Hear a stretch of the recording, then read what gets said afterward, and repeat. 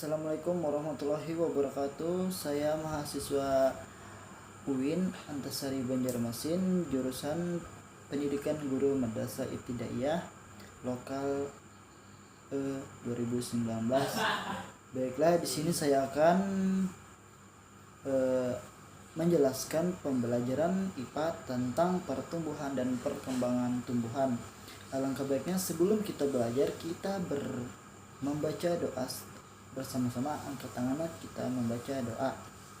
Bismillahirrahmanirrahim. Raditu billahi rabba wa bil islami dina wa bi muhammadin nabiyya wa rasula. Rabbi zi'ni ilma warzuqni fahma, amin. Itulah doa sebelum belajar kita hari ini. Baik, kita mulai. Kita belajar hari ini tentang pertumbuhan dan perkembangan tumbuhan. Kita akan membahas dua materi. Yang pertama, pertumbuhan dan perkembangan tanaman atau tumbuhan. Yang kedua, perkembangbiakan tanaman atau tumbuhan. Bapak tanya, siapa di sini halaman rumahnya ditanami tanaman hias? Nah, kalian suka menyiramnya enggak? Tanaman juga butuh air loh anak-anak, karena air bisa mempengaruhi pertumbuhan dan perkembangbiakan tanaman. Selanjutnya, tanaman memiliki banyak manfaat bagi kehidupan kita loh. Oleh karena itu, kita harus selalu menjaga kelestarian tanaman. Merawat tanaman merupakan salah satu kegiatan menjaga alam. Selain itu, ada juga beberapa faktor yang mempengaruhi pertumbuhan dan perkembangan tanaman. Apa saja faktornya ya? Dan juga apa itu pertumbuhan tanaman, dan yang terakhir apa itu perkembangbiakan tanaman. Maka dari itu, yuk simak sama-sama materinya ya anak-anak. Jadi yang pertama, faktor yang mempengaruhi pertumbuhan tanaman ada dua. Yang pertama, faktor internal, yaitu faktor yang terdapat dalam tubuh tanaman, meliputi satu, genetik dari induknya, yaitu yang menentukan sifat, bentuk tubuh, warna bunga, rasa buah, dan lain-lain. Yang kedua, hormon, yaitu zat yang berperan dalam mengendalikan berbagai fungsi tanaman.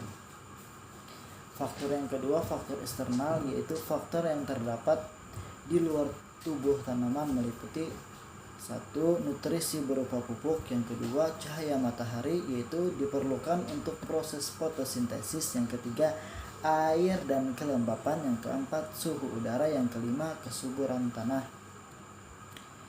Selanjutnya Bapak akan menjelaskan mengenai perkembangbiakan tanaman. Tanaman berkembang biak bertujuan untuk melestarikan jumlahnya.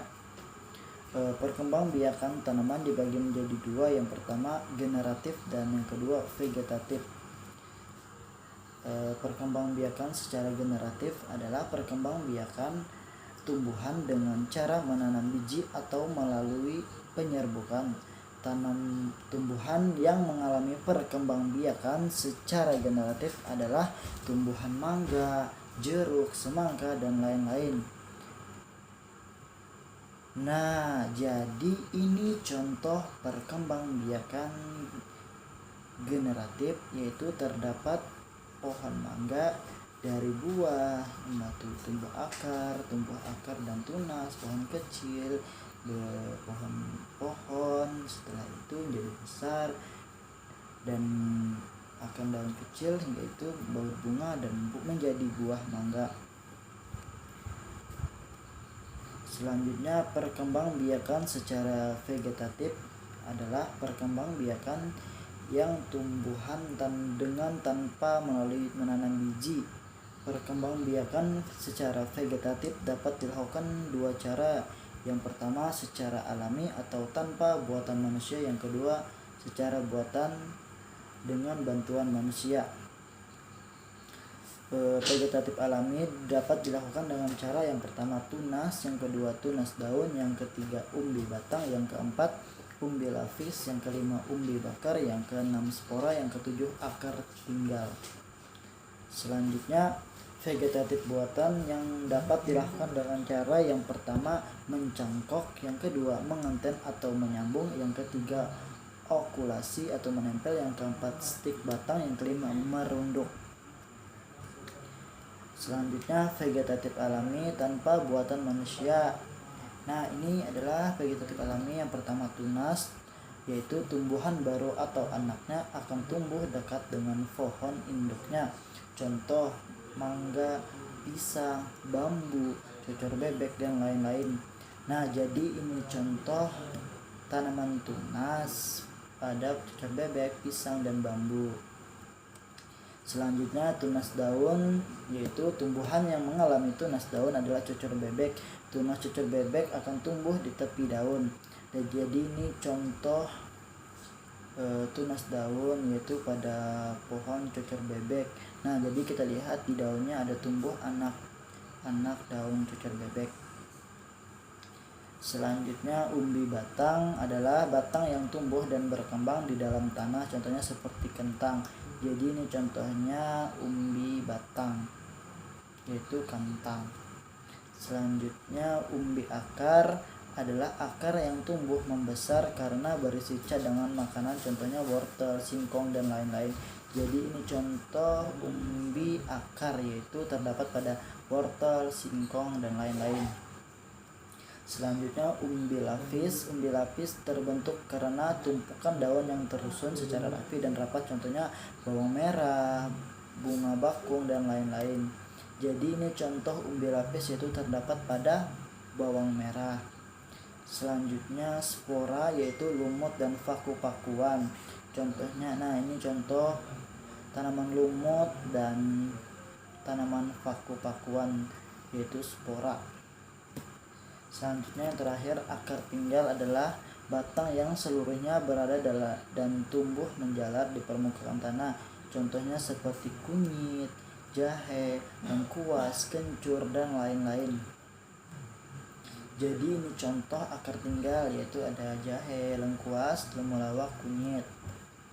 Selanjutnya vegetatif buatan, yaitu yang pertama mencangkok adalah perkembangbiakan dengan cara mengupas kulit batang dan membungkusnya dengan tanah agar tumbuh akar pada bagian tersebut.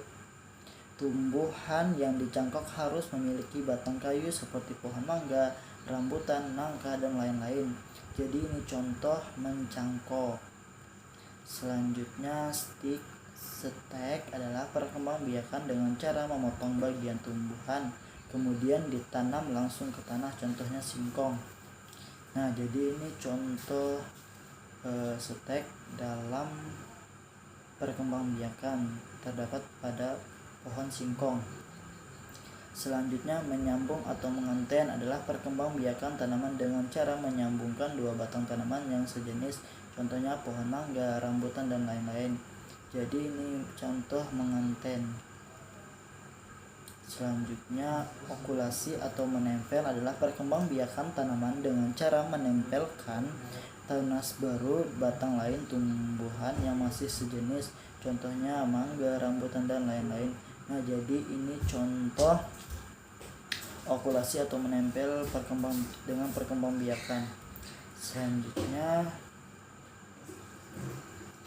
merunduk adalah perkembangbiakan dengan cara membenamkan bagian batang tubuh ke dalam tanah dan mempertahankan posisi ini sampai tumbuh akar pada bagian batang tumbuhan, contohnya tanaman stroberi. Jadi itu contohnya pada pohon merunduk.